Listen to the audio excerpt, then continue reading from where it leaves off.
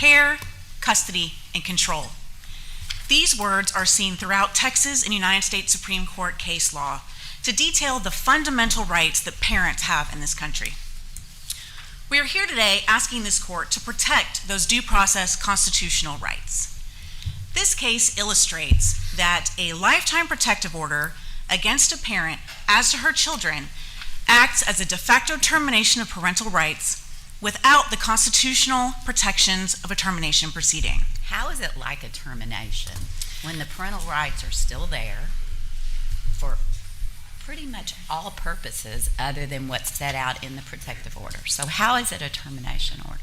All of the rights related to care, custody, and control have been stripped away from Ms. Starry. She has retained no meaningful rights to participate in any way in the child rearing decisions or in the lives of her children. Isn't a modification possible if in fact her behavior were to improve? The problem here is with the process of getting to this point, and the fact that there is a modification option available does not save it from the constitutional infirmities of this process. She has been stripped away completely of all the key fundamental rights of parents, and on any modification in a protective order setting, the burden is going to be shifted to her. And now she has to prove and try to chip away and get back those rights, which she lost in a very flawed process to begin with. If we said go back and do it on clear and convincing as opposed to preponderance standard, would that be enough? It would not be enough. There are a number of constitutional infirmities in this process, and just implementing a clear and convincing evidence standard is not going to resolve those. What else do we need for a protective order? Are you saying we cannot do protective orders at all, or what else would you add? No, the concern here relates to a protective order over 2 years. Typically in Texas, protective orders are 2 years or less, and a court may issue a protective order for longer if it finds there was an allegation of a felony involving family violence. Just an allegation. If you have a termination proceeding, you are going to have 12 to 18 months to conduct discovery. You are going to have the clear and convincing evidence standard. The most comparable provision of the termination statute under Chapter 161 of the Family Code relates to you have to prove by clear and convincing evidence. Excuse me, are you saying that a protective order can be ordered simply upon an allegation of these heightened requirements? The 2-year or longer protective order is available if it is alleged that there has been family violence, something that would constitute a felony offense. It does not require serious bodily injury or death, which is required by the comparable termination statute. But it requires proof. Only by preponderance of the evidence. Right. Right, more than an allegation. There has to be a finding. So anyone who practices family law knows that allegations of violence are rampant. We see them every day in family law cases. But burden, what we're getting at is that's not enough. Correct. There has to be evidence. There has to be proof, not a mere allegation. There has to be evidence by just a preponderance of the evidence standard. No, that's what's required upon proof, not the allegation. The preponderance of the evidence standard, the court must find by preponderance of the evidence that the person committed a felony offense involving family violence. Correct. The preponderance of the evidence standard is part of the constitutional infirmity in this case. The United States Supreme Court has been clear that when you are going to terminate parental rights, you need a clear and convincing evidence standard. So would you say that if a parent is the one who is having the protective order entered against him or her, if it's longer than 2 years, it needs to be clear and convincing, or if it's 4 years or 8 years or what? Where do we draw the line? Obviously, this case involves a lifetime protective order, Sure. but I believe that the constitutional infirmity lies with the statute that allows for a protective order longer than 2 years.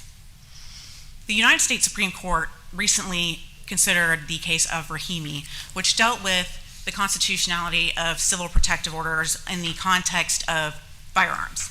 And in that case, the United States Supreme Court, while they upheld the ability to restrict firearms in that case, they were very clear that it was only applying to the specific facts of that case. Rahimi's protective order was only 2 years. And the temporary nature of the protective order was critical in the determination of why they could strip those constitutional rights. So in this case, apparently there was evidence that indicated that when the children were staying with the parent, she grabbed one of the children by the back of the head and beat his face on the hardwood floor. Is that right? So, Your Honor, I would encourage you to look at the record as a whole. And yes, if true, some of the facts alleged in this case are heinous. However, if you look at the record as a whole, you will see that there were a number of due process violations that prevented Ms. Starry from putting on an adequate defense. But with respect to other due process violations, like I think you point out, not the unavailability of a jury trial and discovery. Those are the two that I saw. Was there ever any objection posed to going forward with the bench trial or any attempt to seek discovery that was declined by the trial court? So were these two challenges preserved in the trial court? So these two challenges are deficiencies in the statute. You are not entitled to a jury trial under the Family Code in a protective order proceeding. And the statutes require a quick trial. Depending on the county, we're looking at 14 to 20 days for a protective order. I use the term trial lightly. It's really a final hearing.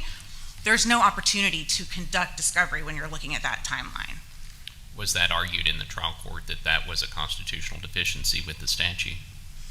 It was not, but that does not constitute a waiver because you cannot waive your constitutional rights. Additionally, Ms. Starry... You can't waive your constitutional rights? I do not believe that a constitutional right in this nature can be waived. However, she was not on notice that a lifetime protective order was a possibility in this case because nobody even requested a lifetime protective order. I did notice that it seems to be that it's totally up to the trial court from what the statute says in terms of if the trial court makes the findings for an over 2-year protective order, the judge can make it as long as he or she wants. Is that, because it says may. Correct, and the statute is very open-ended. The ex-husband, when asked about it during his testimony, indicated he believed it should last until they reached the age of majority, and after that the children could decide for themselves. Is there any precedent that sets a standard of review for the may of how long it goes? Any courts of appeals that have said, what a court's supposed to consider in terms of how long it should be, or reversed ones that are too long? I'm not aware of any precedent that specifically addressed that. The only other cases out there dealing with these types of issues were for protective orders that were not permanent in nature. No state Supreme Court anywhere that we could find has addressed the issue of a permanent protective order that impacts parental rights. But isn't it common that other states do have similar statutes? I don't know if there are similar statutes. Having to do with protective orders? I'm sorry, what? Having to do with protective orders. There are certainly different protective order statutes in different states, and I do not know what states have comparable protective orders. What I do know is that the most closely analogous case law from any state Supreme Courts or other jurisdictions out there relates to, they use the term guardianship in these other states, but it would be the equivalent to conservatorship here. And the courts in all of those cases did not find they violated constitutional rights because the parents were able to modify and terminate those guardianships at any time. There were no restrictions on their ability to do that. Here, even though the mother could technically modify, that's just to modify the terms. It's very limited what she could do. The statute only gives her 2 opportunities to try to vacate it. And at that time, the burden has shifted tremendously to her. She's been stripped of all of these key core constitutional rights, and now she has the burden in only 2 opportunities to vacate under the statute to try and get those back. The children could seek relief? The children could, but the ability of the children to seek relief does not in any way impact the constitutional violation against the mother in this case. How do we think about a situation where you have a protective order and then potentially either a criminal conviction under a higher burden of proof, under a standard of proof, or a termination proceeding where the state actually comes in and meets the burden for establishing termination? How does that impact the protective order? Does it have a curative effect? Is it irrelevant? How should we think about that? So Our position is that the solution to the constitutional infirmities of this statute are to require the clear and convincing evidence standard of a termination proceeding and to require a conviction for felony violence, family violence involving serious death or bodily injury, or community supervision. The reason for those... Do we require a conviction in connection with the termination of parental rights? In other words, doesn't endangerment alone constitute grounds for termination? You don't have to prove a final conviction. The most comparable ground, based on the facts of this case, for a termination proceeding would be under subsection L, and that relates to a conviction. Whether or not there are other grounds that could have been alleged, there might be. There are, I believe, 25 different grounds for involuntary termination of parental rights. But in a termination proceeding, that is a whole different ballgame from what happened here. Usually those cases are going to take 12 to 18 months. You're going to do discovery. You're going to have an opportunity to put on a complete defense. Your criminal case, most people, or many people who have a protective order, have a criminal case pending in those 14 to 20 days when they have to have a hearing. Isn't your argument really protecting the parent over the rights of the child not to be harmed? No, Your Honor, there has to be a balancing act here.